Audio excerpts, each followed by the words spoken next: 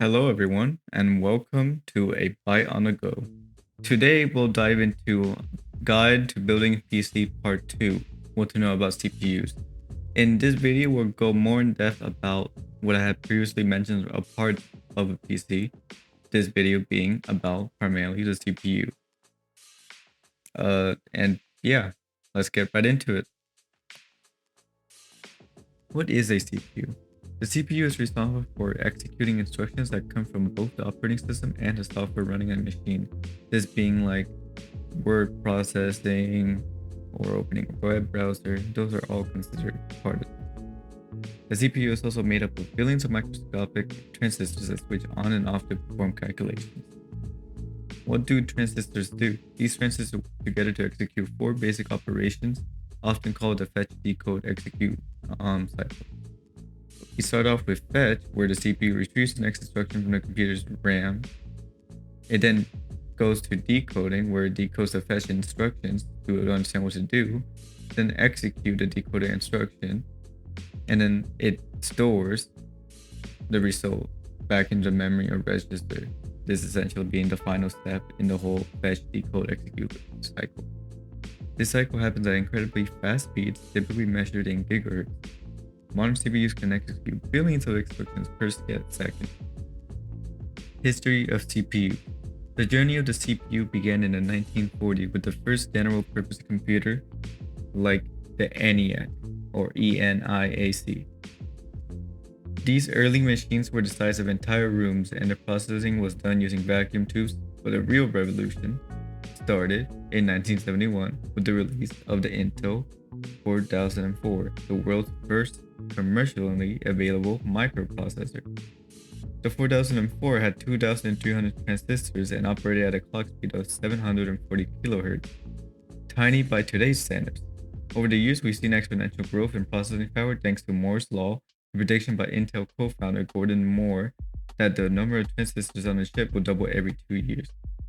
From the Intel 8086 in 1978, which laid the foundation for the 8x86 architecture, to today's powerful multi-core processors like Intel Core's i9s and AMD's Ryzen series, CPUs have undergone a massive transformation. The introduction of multi-core processors in the early 2000s was a game changer, allowing CPUs to handle multiple tasks simultaneously by distributing them across several cores. CPU architecture. In the early days of computing, CPUs had a single core. A core can be thought of as an individual processor that handles one task at a time. In single-core CPUs, this meant that the processor can only execute one instruction stream or task at any given moment. However, as software became more demanding and computers started handling multiple tasks simultaneously, this core setup became a bottleneck. To overcome this, manufacturers introduced multi-core processors. In addition to cores, many modern CPUs also support hyper-threading or simultaneous multi-threading, SMT for short. This allows each core to handle two threads simultaneously, which increases the efficiency of the CPU by keeping its resources fully utilized. So if you have a quad-core CPU with hyper-threading, you effectively have 8 threads that can be working on simultaneously. CPU have their own high-speed memory called cache, which is much faster than the system's RAM. There are usually 3 levels of cache. L1 cache, the smallest but fastest, located closest to the CPU cores. L2 cache, larger but slightly slower and shared between cores. L3 cache, even larger and slower and shared across the entire CPU. How more cores affect performance. So let's start off with parallelism and multitasking. The most immediate benefit of having more cores is the ability to perform multiple tasks in parallel. Let's take a practical example. If you're editing a video while also browsing the web and listening to music, a CPU with more cores can assign different tasks to different cores. So one core might handle the video editing while another takes care of the rendering of the web page, and yet another processes audio playback. This leads to smoother multitasking while the system slowing down. 2. Core count versus software optimization. However, adding more cores doesn't always mean faster performance in all scenarios. It largely depends on how well optimized the software is to use those extra cores. Some applications like web browsers and word processors don't require many cores and might only utilize 1 or 2 at a time. On the other hand, software that is optimized for multi-threading, such as video editing programs, 3D rendering software, and certain games, take full advantage of multi-core CPUs, dramatically improving performance. 3. Gaming and cores. In gaming, core count is important, but it's not just about having the highest number of cores. Most modern games rely heavily on the CPU for tasks like AI processing, physics, calculations, and game logic. But many games still don't fully utilize more than 6 or 8 cores. Instead, what also matters is the clock speed of each core and how efficiently the CPU can handle single-threaded tasks, where fewer cores are involved. Still, as game engines continue to evolve, more cores are becoming incredibly useful for demanding tasks like open-world simulations and virtual reality. 4. Workloads that thrive with more cores. Workloads like video rendering, 3D modeling, simulations, and data analysis benefit greatly from high core counts. For example, when rendering a video, the software breaks the job into smaller chunks that can be processed simultaneously. If you have a CPU with more cores, each core can handle a different chunk, speeding up the rendering process dramatically. Similarly, servers and data centers which handle thousands of requests at once rely on CPU with high core count to manage the concurrent operation efficiently. 5. Diminishing returns. It is also worth noting that there can be a point of diminishing returns. A CPU with 64 cores sounds impressive, but if you're not running tasks that can utilize all those cores, much of that power goes to waste, and so does your money. For the average user who mainly serves the web, streams videos, and handles light productivity tasks, a 6 to 8 core CPU is more than enough. However, for enthusiasts, professionals, or those running intensive tasks like scientific simulations or virtual machine hosts, having more cores can significantly improve workflow efficiency. 6. Single core versus multi-core performance. Even with multiple cores, the performance of each individual core is still crucial. This is where single core performance comes into play. Many applications still rely on single-threaded tasks where the job cannot be easily split between cores. For example, in real-time tasks such as gaming, even though more cores are helpful, a game engine may still rely heavily on the speed of a single core for crucial calculations. This is why even as the number of cores increases, CPU manufacturers continue to focus on improving the instructions per cycle, or IPC for short, and clock speeds for each individual core. 7. Power efficiency and heat. One side of having more cores is the increased power consumption and the need for effective heat management. A CPU with more cores generate more heat, require better cooling solutions. Additionally, the more cores a CPU has, the more power it needs to run them all. However, modern CPUs are built with technologies like dynamic core allocation and power gating, which can shut down idle cores to save power and reduce heat when full processing power isn't needed.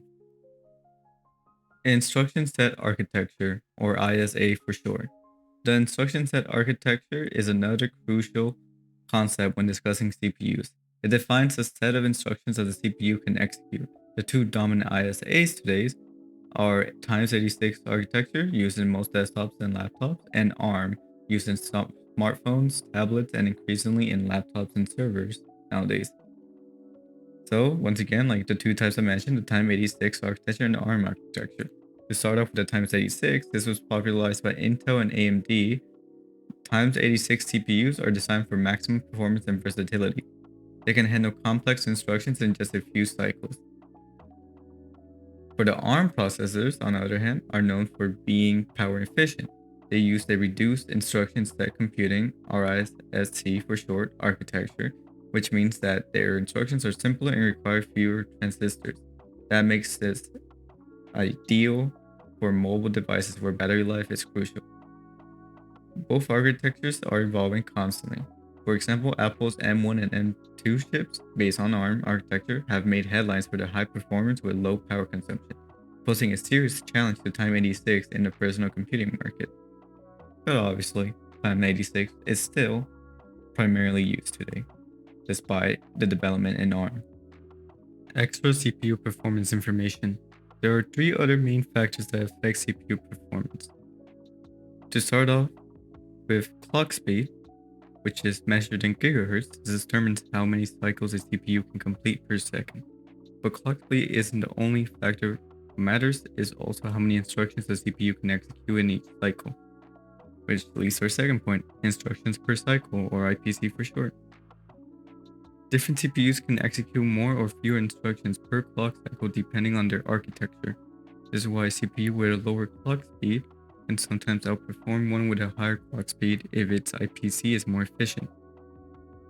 The third thing to worry about is the thermal design power, or TDP.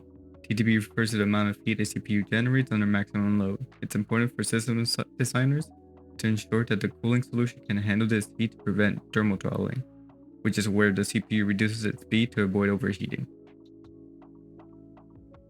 Future of CPUs. So what's next for CPUs? As the demand for computational power continues to grow, there are a few exciting directions that the industry is heading towards. I won't really be explaining in depth of what the point of these are, but if you want to research further into the topic, go for it. If you can learn more, even better. Obviously, some parts of my videos may be connected to this at some point, but for now, it's not the main focus. So one, AI machine learning, obviously.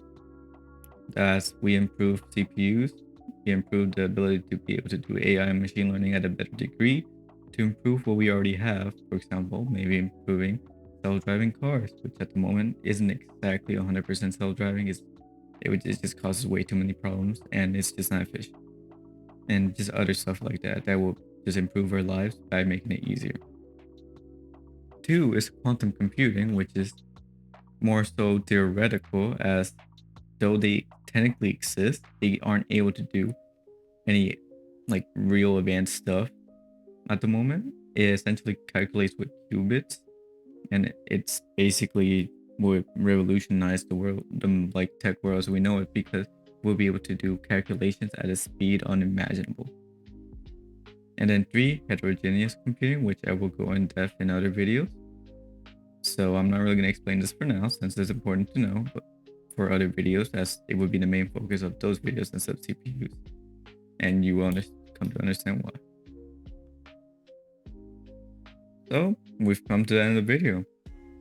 To summarize what I've said, CPUs have come a long way from the early days of computing. They are the engines that power everything from our personal computers to data centers. The evolutions of core, threads, and clock speeds has enabled modern processors to handle everything from simple multitasking to complex AI calculations. As the demand for more power efficient and high performance chips grow, so too will the innovation in CPU design.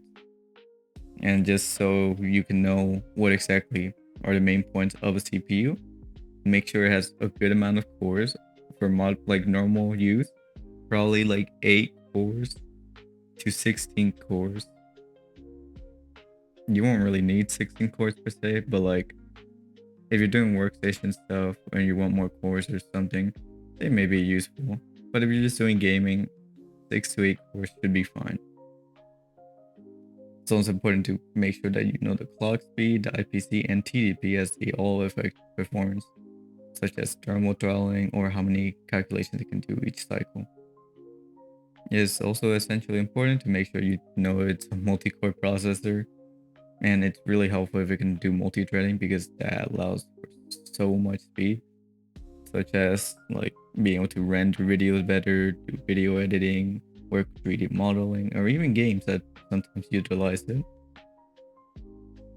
Obviously, if you're going for like a full server or something, which isn't the main focus of this series, go for as high of a core you want. Like 64 cores may be like useful for your case scenario.